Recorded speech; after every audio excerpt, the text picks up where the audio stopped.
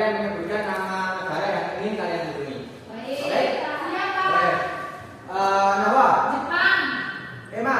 Korea Utara. Ya boleh. Tika. Amerika. Ija. Swiss. Wah, negara-negara yang kalian sebutkan merupakan negara-negara yang mempunyai bintang alam yang sangat indah. Nah, hari ini kita juga akan belajar tentang hal-hal yang berkaitan dengan keindahan.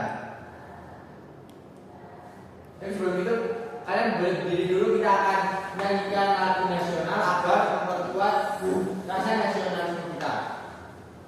Sudah selesai, silakan berdiri lagi. Nah, di sini siapa yang pernah membaca, mendengar atau menulis puisi? Saya. Di YouTube. Ya. Nah, pasti kalian pernah menemukan kata-kata yang belum pernah kalian tahu kan? Ya. Apa yang bisa kita lakukan dengan kata itu? Apakah ada? Jadi, tujuan membaca kita kali ini yaitu dengan kegiatan membaca puisi nanti, kalian akan menemukan makna kata-kata baru dan menyebutkannya dengan benar dan tepat. Dan melalui kegiatan menulis puisi, kalian akan dari kata-kata baru tadi, kalian akan menuliskan sebuah puisi sederhana.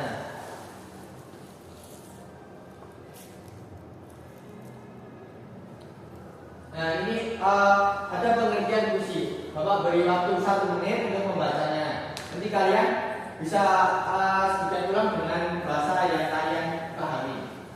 Sudah? Sudah. Coba sedikit ulang. Emang? Puisi adalah komik penulis itu mengungkapkan pikirannya, perasaannya untuk menulis puisi. Jadi puisi, Pak. Betul.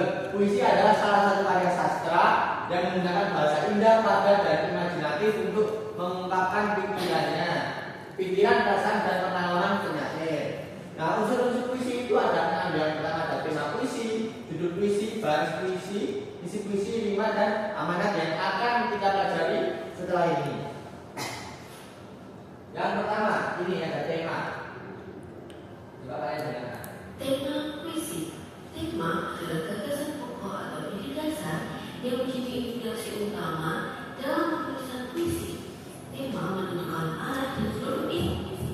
Bisa berupa hal universal seperti cinta, alam, atau perjuangan.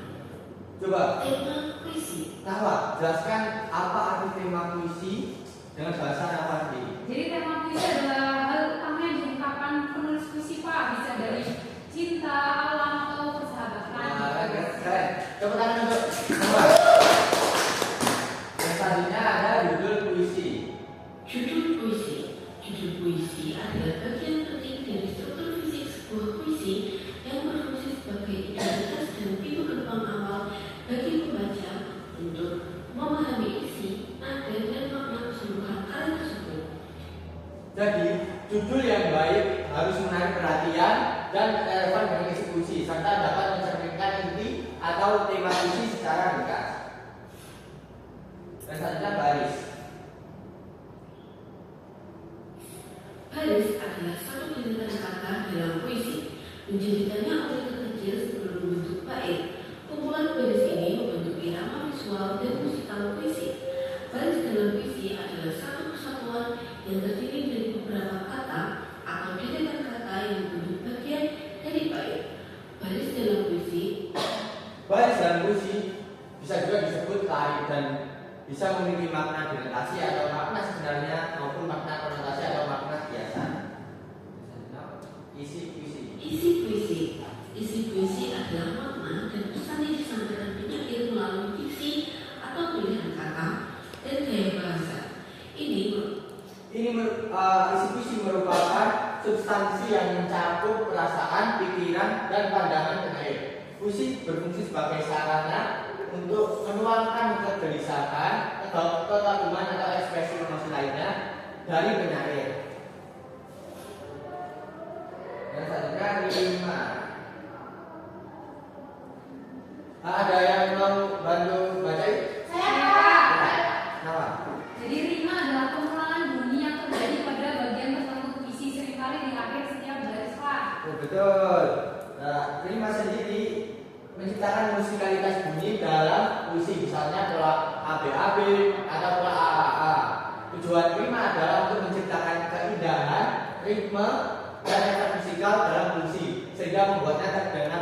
indah dan lebih enak untuk dibaca. Yang terakhir ada amanat. Amanat adalah pesan moral atau nilai-nilai luhur yang ingin disampaikan penyair kepada pembaca. Pesan ini seringkali tersirat dan menjadi pelajaran yang dapat dipetik setelah memahami keseluruhan isi puisi. Makna amanat bisa bervariasi bagi setiap pembaca karena interpretasi atau pemahaman sangat bergantung pada cara pandang dan pengalaman pribadi pembaca. Nah, ini ada contoh puisi. Nah, ada yang bisa menyebutkan mana judul puisinya? Saya. Bukan. Judul puisinya yaitu Hidupku Penuh Warna. Betul. Kalau penyairnya ada yang bisa menulis? Saya. Emang. Dikratitas Pak Ahmad. Betul. Nah, ini merupakan puisi ini mempunyai 2 bait. Masing-masing bait berisi 4 baris dan tema puisi ini merupakan berupa keindahan alam. Dan rimanya 5 bait 1 adalah AABB dan bait 2 ABBA. Isi puisinya itu menggambarkan keindahan alam berupa bukit dan laut. Ada yang bisa menunjukkan amanat dari puisi tersebut? Saya. Tidak. Amanatnya perbedaan ciptaan keindahan yang tak terpisahkan Pak. Betul, betul sekali Mbak Ida.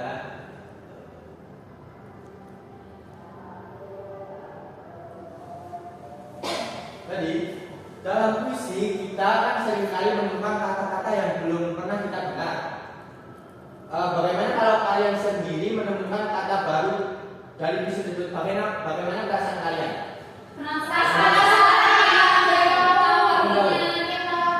Nah, dari kata-kata yang belum pernah kalian dengar, misalnya kata-kata itu menjadi inspirasi untuk menulis puisi kalian sendiri? Bisa. Baik. Nah, ini ada puisi berjudul Serundung Pagi. Coba kalian cari kata-kata yang belum pernah kalian dengar.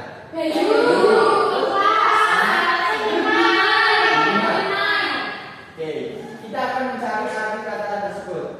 Bayu memiliki arti angin yang tertiup. Menyemai memiliki arti menanam benih di tempat khusus. Ikhlas melakukan sesuatu dengan tulus hati dan tidak berharap balasan. Sedangkan berbinar memancarkan cahaya atau sinar biasanya dengan kesan yang indah dan cerah. Ini ada video animasi tentang tata cara membaca puisi yang baik dan benar. Coba kalian perhatikan, nanti bisa digunakan untuk bahan kalian belajar cara membaca puisi yang baik dan benar. Sudah kalian? Sudah.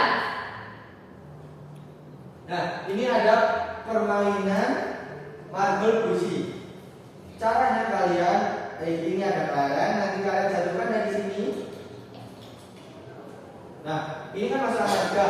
Kalian mengambil puisi di angka 3 ini. Bisa? Bisa. Ada yang mau maju? Saya. Oke, 3, silakan maju.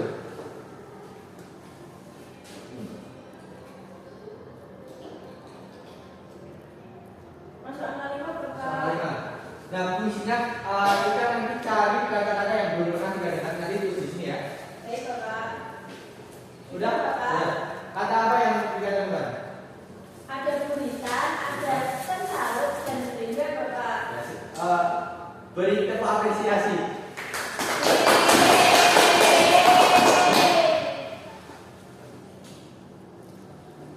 Nah, ini ada tulis dari untuk menguji pemahaman kalian. Coba kalian kerjakan. Memberi waktu 10 menit. Cukup? Cukup. Sudah selesai? Sudah. Nah, waktunya kita mengerjakan LKPD. Nah, LKPD-nya akan dikerjakan berkelompok nanti. Nah, LKPD-nya itu ada 2. Yang pertama itu ini ada puisi dan kalian harus mencari kata-kata yang belum pernah kalian dengar kayak tadi. Terus dari kata-kata tersebut kalian harus menuliskan sebuah puisi yang indah tentunya. Oke? Baik, Pak. Ini untuk kelompok 1. kembalikan ke Mbak Ida dan ini nomor kelompok 2. Baik, Pak. Kalau beri waktu 5 menit cukup? Waktu telah selesai, silakan maju. Mau siapa yang mau maju? Angkat tangan.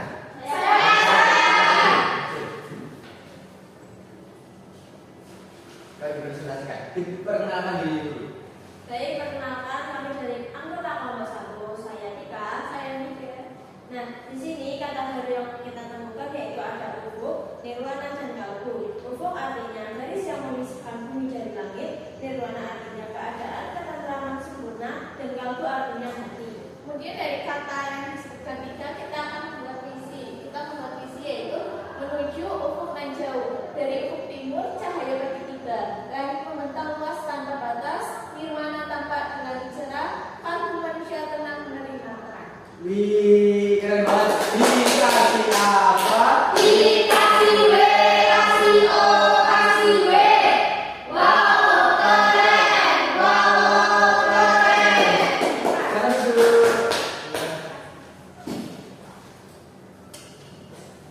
Dan selanjutnya kita akan mengerjakan soal evaluasi. Kalian kerjakan sendiri-sendiri, jangan mencontek. Oh, beri waktu 10 menit cukup? Sudah selesai? Sudah. Terima kasih, terima kasih.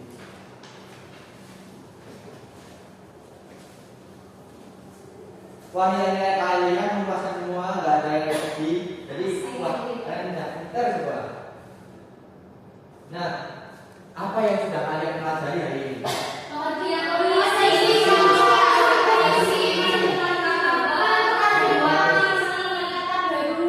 Nah, bagaimana perasaan kalian saat menemukan kata-kata baru dari puisi? Nah, bagaimana pengalaman kalian saat menulis puisi dengan kata-kata baru bersama teman-teman kelompok kalian? Seru gak? Happy? Nah, kita sampai pada penghujung pembelajaran hari ini, yaitu simpulan dari pembelajaran kali ini adalah puisi adalah seni sastra yang indah dan penuh makna yang menggunakan majas untuk memperkuat pesan, menciptakan imajinasi, emosi, dan keunikan. Dengan pemilihan kata yang indah, puisi menjadi lebih kaya akan daya tarik estetika dan simbolisme, sehingga mampu menyentuh perasaan pembaca.